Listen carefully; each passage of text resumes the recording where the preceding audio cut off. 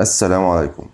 لو عندك حيط فاضي في بيتك، حتى لو متر واحد بس، ممكن يتحول لجدار أخضر مليان خضار طازة طوال السنة. النهاردة هوريكم إزاي استغلت أقل مساحة في البيت وعملت نظام زراعي رأسي موفر للمكان وللمية وكمان التكلفة. أول حاجة بدأت أقطع إزازة بلاستيك تقريبا نصين. الفكرة هنا إننا بنعيد تدوير البلاستيك بدل ما نرميه.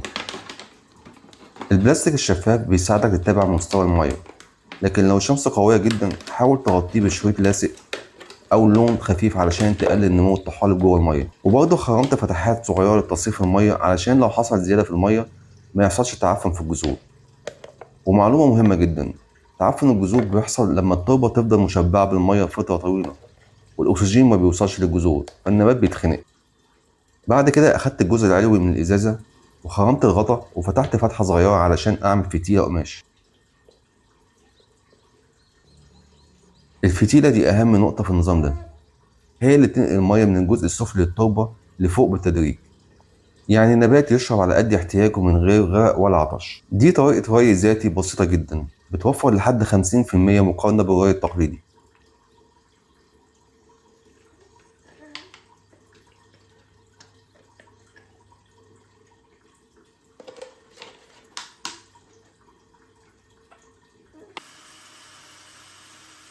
كان عندي خشبة طويلة ثبتها في الحيط كويس جدا بمسامير قوية. لازم تتأكد إن التثبيت آمن لأن بعد ما نحط تربة ومية الوزن بيزيد. ممكن تستخدم خشب معالج للرطوبة أو حتى حامل معدني لو عندك.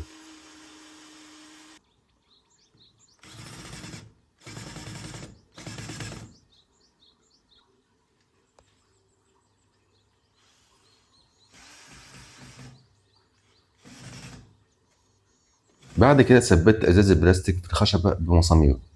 حاول تخلي بينهم مسافة كويسة عشان كل نبات ياخد الضوء كفاية.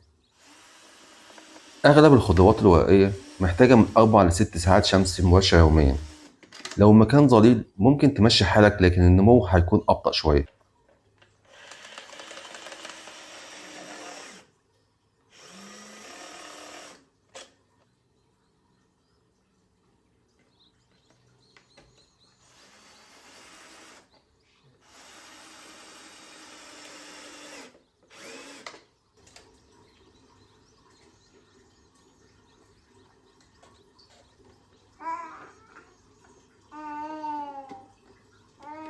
حطيت تربة كومبوست في الأزايز.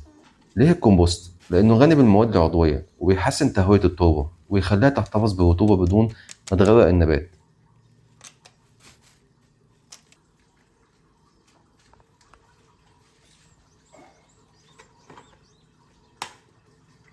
وبعد كده مليت تقريبا نص الإزازة مية في الجزء السفلي. المية هنا بتشتغل كخزان والنبات ياخد احتياجه بهدوء على مدار اليوم. ميزة النظام ده إنه مناسب للي بيسافر أو مش فاضي يسقي كل يوم أو للي لسه مبتدئ في الزراعة.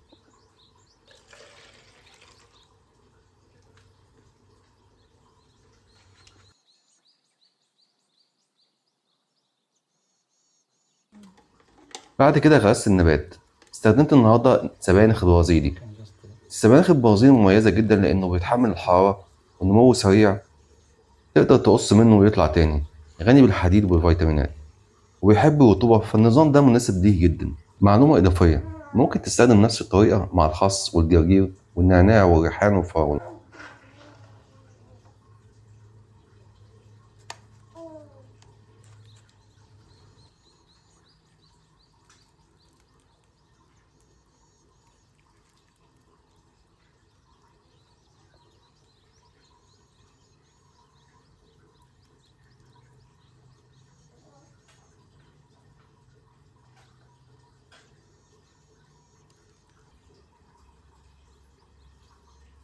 وده الشكل النهائي. حيطة كانت فاضية بقت مصدر أكل صحي وجميل في نفس الوقت. الزراعة الرأسية بتخليك تستغل أقل مساحة وتحول بيتك لمزرعة صغيرة حتى لو كنت عايش في شقة. قولوا لي رأيكم في الشكل النهائي وتحبوا أزرع إيه المرة الجاية بالطريقة دي، واكتبوا لي في التعليقات لو عندك حيطة فاضية هتزرع فيها إيه. وما تنسوش اللايك والاشتراك في القناة عشان الفيديو الجاي هنجرب نبات جديد بنفس النظام. واشوفكم الفيديو الجاي. سلام.